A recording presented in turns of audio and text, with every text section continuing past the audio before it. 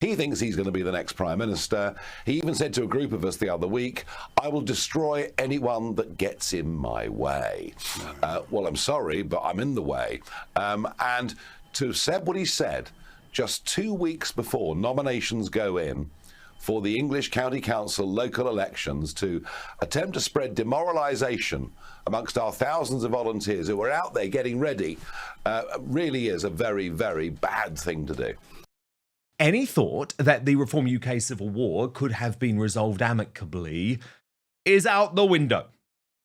And by the way, before a single person suggests for even a second that I am enjoying any of this, you couldn't be more wrong. I'm getting it from both sides, okay?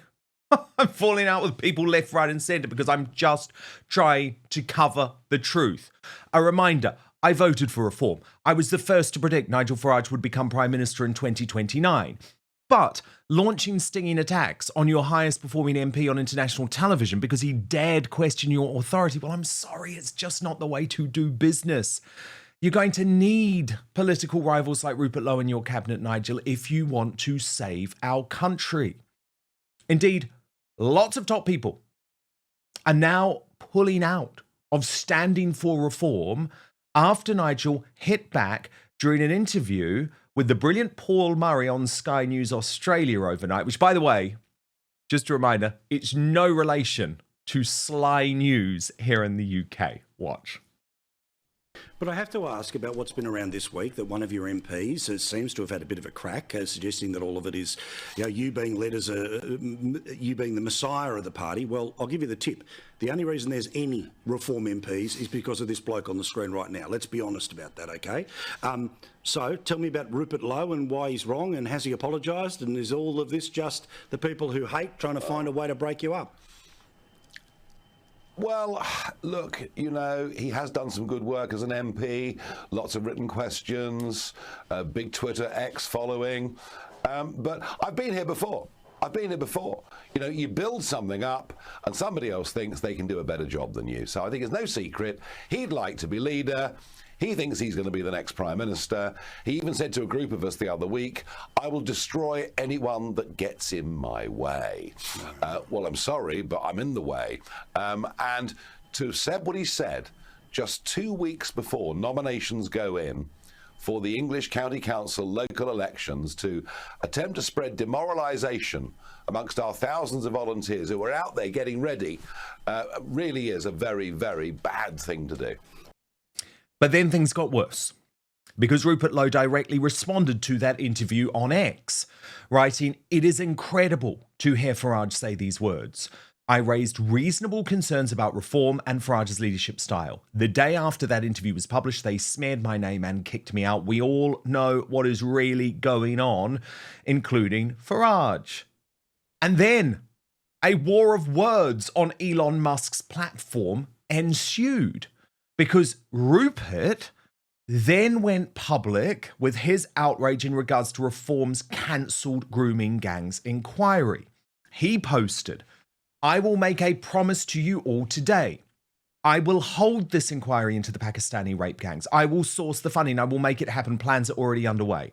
Reform and Farage failed to do so. I will not, and when I make a promise, I keep it." Now, that really annoyed Nigel, who responded even more furiously. "I have fought against the rape gangs for over a decade. For Rupert Lowe to say that I tried to prevent him talking about it is monstrous. He told Lee Anderson he would slit the throat of the Reform Party. Lowe is out to cause damage and should be ignored by our supporters." And within hours, Nigel had declared the inevitable to the Daily Telegraph. Regardless of the results of any inquiry or criminal investigation, there is no way back for Rupert, who he claimed is out to cause maximum destruction and damage. And then the ideological split between the two men was laid bare when Nigel responded to a claim that Rupert had made in my exclusive interview from earlier this week. So let me first show you what Rupert told me. accusations is that I'm not a team player. Well, it's hard to be a team player when you're cut out of all the meetings and the press conferences. But it was suggested I should play my part. So I went and spoke in Kemi Badenoch's constituency in Saffron Walden, where I did give a speech about mass immigration. And I was told that I should downgrade my speech from mass deportations to deportations. I was also asked to amend it in another way, which I refused to do, but I did downgrade. I took the mass deportations out. So I don't know whether this was the issue. I don't know what the reasons for this are, but I'm a man of logic, Dan, and I can't see any logic to the decision that the party made. And I don't in any way subscribe to unchristian behavior in terms of making complaints 3 months after when you should have made it at the time. But as I say, Nigel is no longer holding back. He responded to the Daily Telegraph in the past few hours, saying, "I've campaigned strongly on this for years, and it's a completely false assertion. The idea you can deport whole communities who have British passports is just not possible under British law and never was. Furthermore, his speech in Essex that he talks about, what I stopped him was using was the word repatriation. I told him not to use the word repatriation as well as mass deportations because I thought, and here are the key words, it was a very grave, dark, and dangerous use of language. This is all an attempt not just to damage reform, but to get Elon Musk thinking that he's the good guy." So this is now not only a personal split between the two most popular men connected to Reform UK, it is also a very political debate about whether the popular Donald Trump policy of mass deportations is actually practical here. I think it is, and there is a lot of distortion going on about exactly what Rupert Lowe has really been calling for. But without any doubt, none of this is good for the devastated reform base. And even though the headline polling remains strong, look at this latest, with Gwaine Towler suggesting I was expecting far more of a dip, a salutary reminder that Twitter isn't live. And I agree with that, but it doesn't quite show the whole picture, which is that according to YouGov, Nigel's unfavourable rating is now up to 23% from 12%. And in terms of Outspoken viewers, our family of viewers, you're obviously the most important thing to me, over 50,000 of you have voted in our poll on YouTube, and the results are also worrying for reform, given its seemingly irreversible war with Rupert. I asked you who you want to be leader of the party. 34% of you said Nigel Farage, but 56% said Rupert Lowe. Now, Father Calvin Robinson.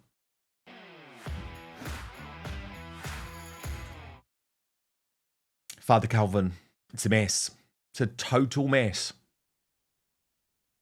It was always going to be a mess, Dan. This is the problem with Nigel Farage, unfortunately, and I've been saying this all along. He doesn't play well with others. If you worship at his feet, if you succumb to him as the supreme leader and governor of whatever it is that he's doing at the time, he will be good friends with you. The moment you challenge him in any way, with difference of opinion or anything else like that, any other suggestions, policy ideas, you're out.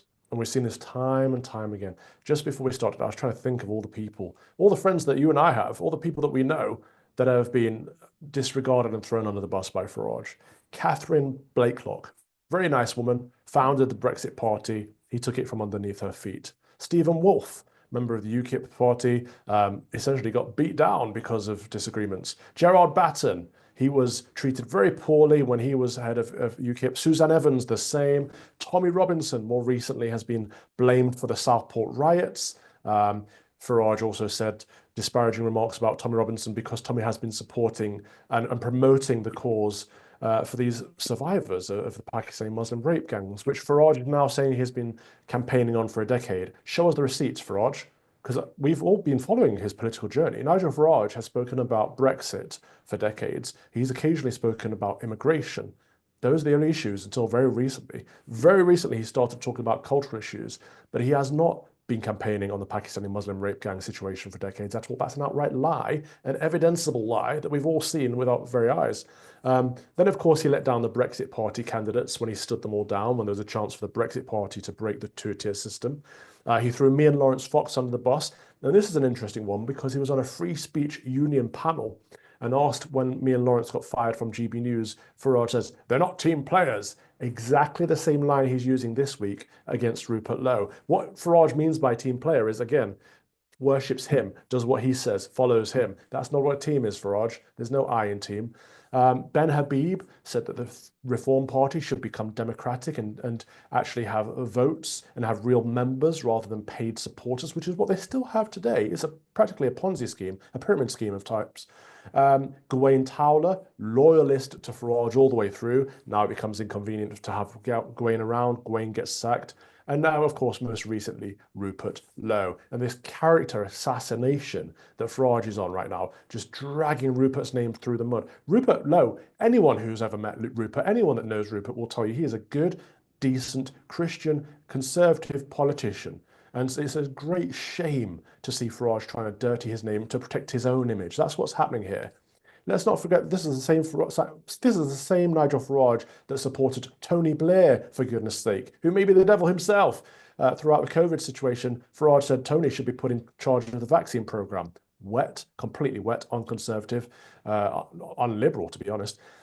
He still refuses to speak out against Islam and, in fact, makes a Mohammedan his chairman, which I'm sure we'll get to later. But on the interview about this with our friend Winston Marshall, Farage says, we can't go up against Islam. We will lose. We will lose. The man has no faith in English people, no faith in the English land, doesn't care about anything but himself and his own career. And he showed that every single step of the way.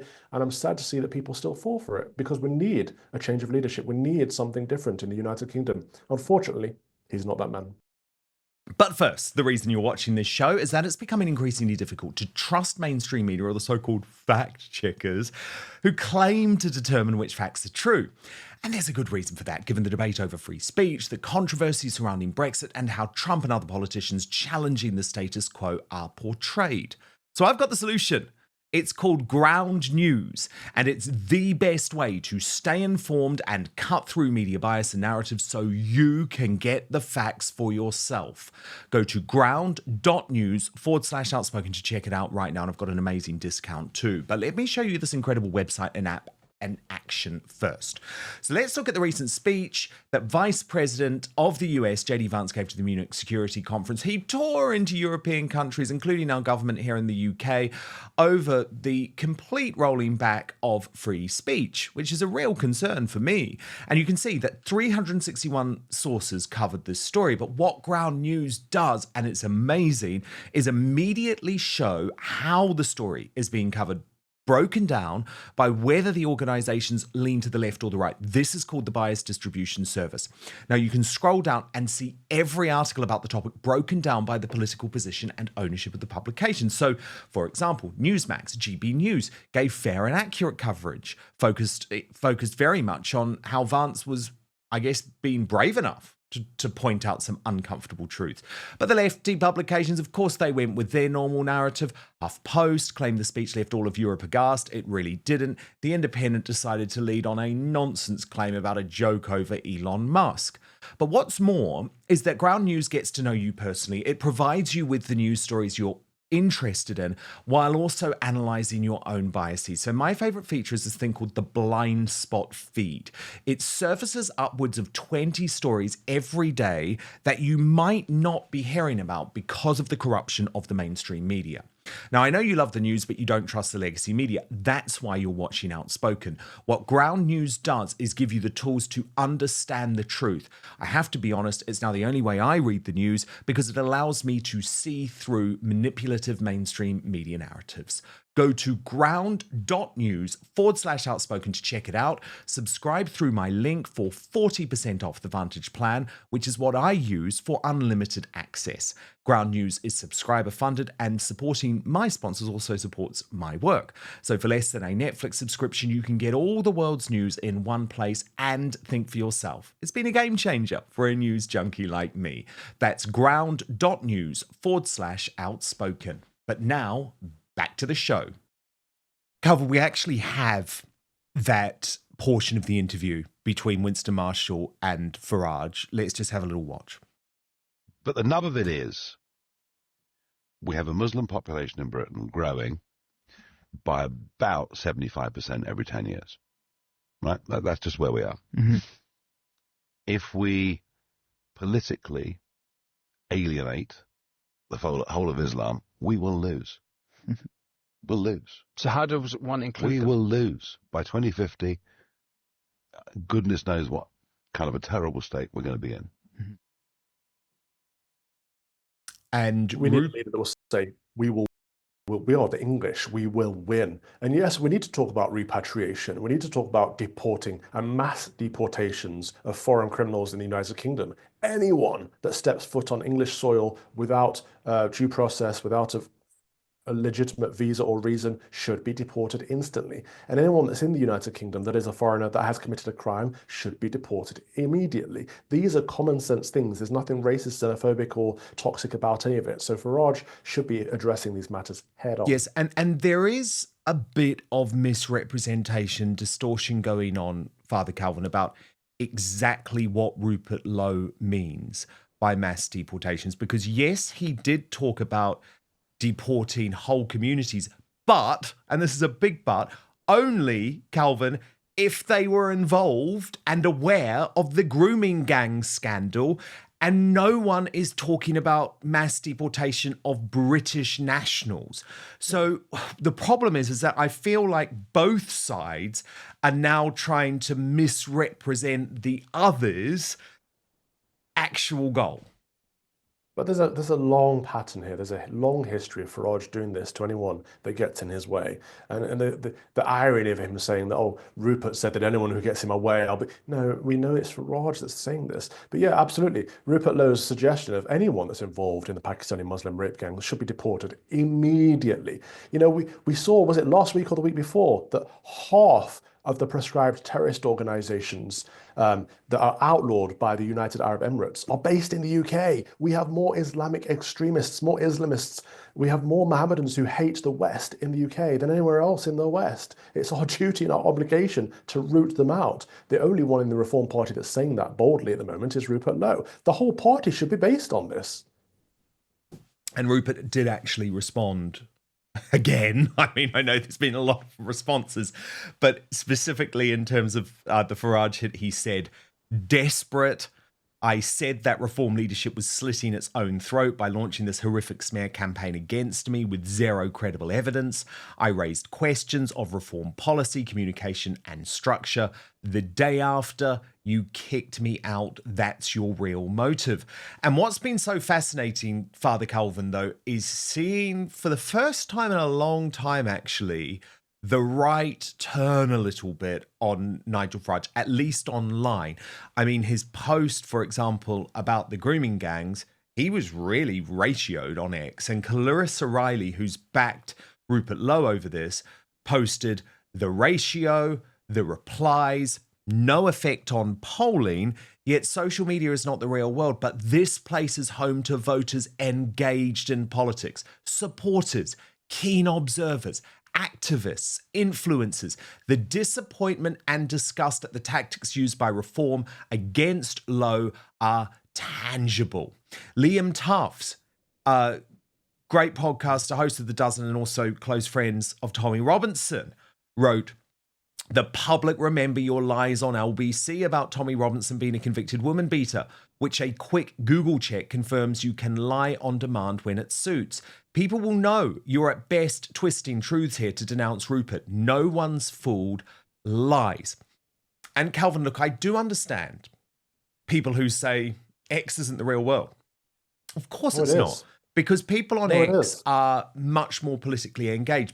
But what you have seen increasingly from the United States is what starts on X very quickly becomes the view of most of the population.